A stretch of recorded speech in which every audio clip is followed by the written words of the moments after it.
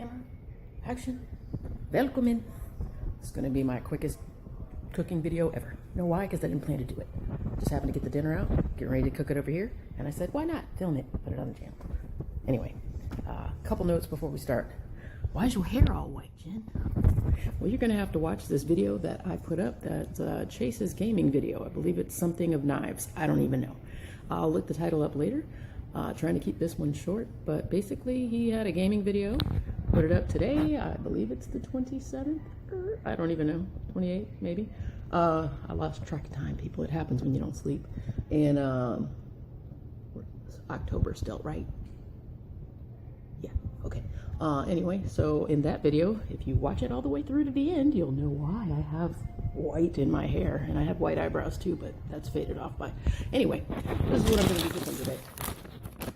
Move around the other way, Jen, so I can see it. That still doesn't work. Anyway, they didn't have my regular pork carnitas that I've done a video on before. This is the bird's eye version of it. Voila! Oh, they're fancy.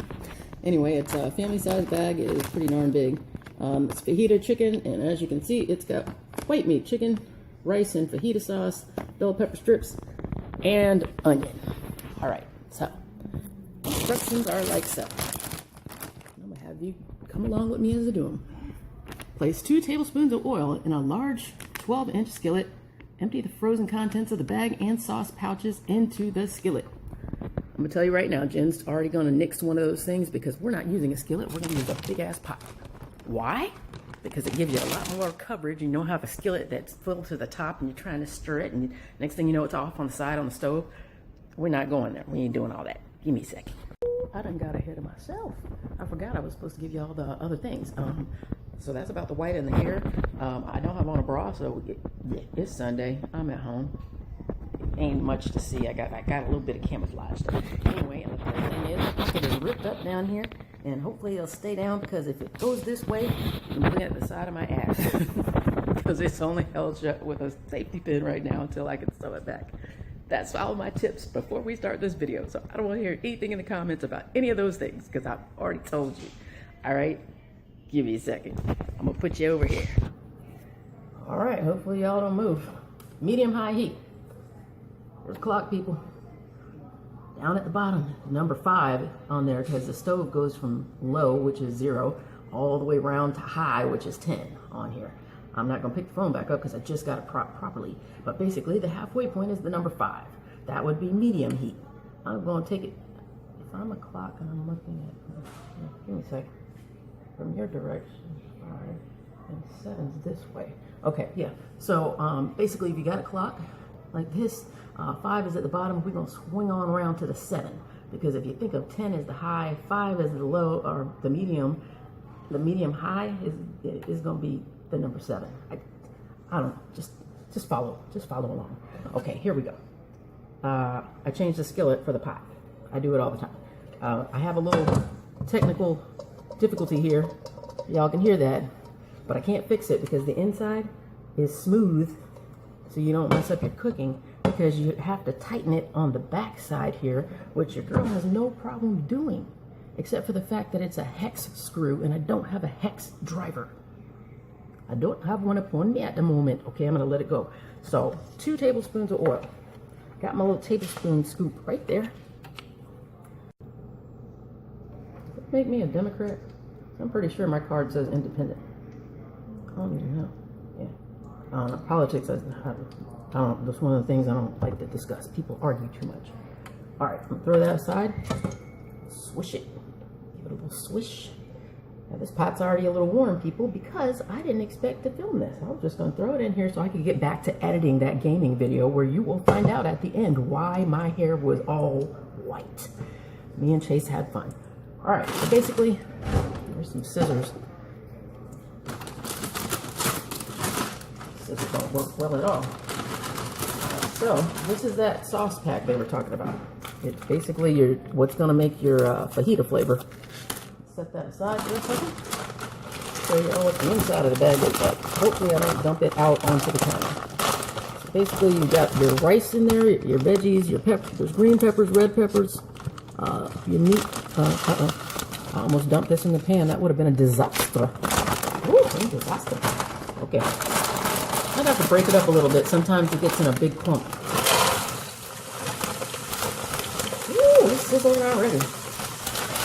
Alright. These are supposed to go in with it.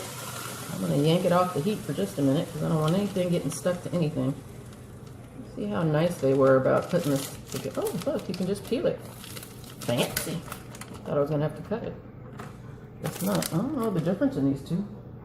They don't say what's the difference, but I guess they just give you two because it's a big pack. I don't know. We'll just go with it. I just realized this is not going to be my quickest cooking video ever. I love heated thoroughly. Heated through. I can't read today. Stirring it occasionally. Don't stir constantly. You'll be standing here for the rest of your life. Occasionally, you know. Anyway, then it just says stir and serve. Okay, so really it's just going to cook for 4 minutes on medium-high covered up. Then I'm supposed to uncover it and let it simmer.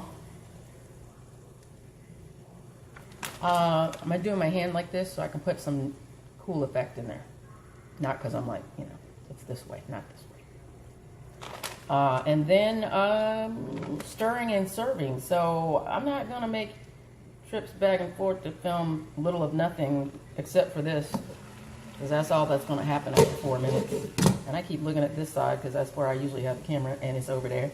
And then for 10 to 15 minutes, I'm just running out maybe every 3 to 5 and giving it a quick swish. And then it's ready to serve. So I'm just going to let that do its thing. I'm not going to bother coming back to film me doing this. Y'all can just pretend I just did that at the 4 minute mark. You didn't miss anything, I promise. And then I'm going to go ahead and let it cook thoroughly. And when I'm ready to plate it up, that's when I'll bring you back because you can see the pretty part instead of the boring part. Are y'all still with me? Good Lord, almost 10 minutes. She talks forever. I'm going to give her video a thumbs down because she didn't show the part where you do step 2 and you take the lid off.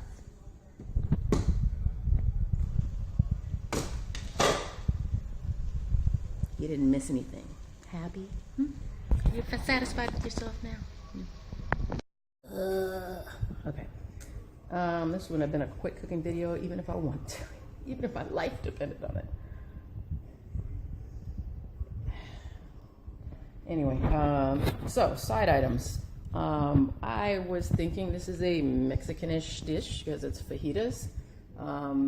Pork carnitas is what I did before. This is just fajitas carnitas, which rhymes kind of, but it has, I wasn't the point of it.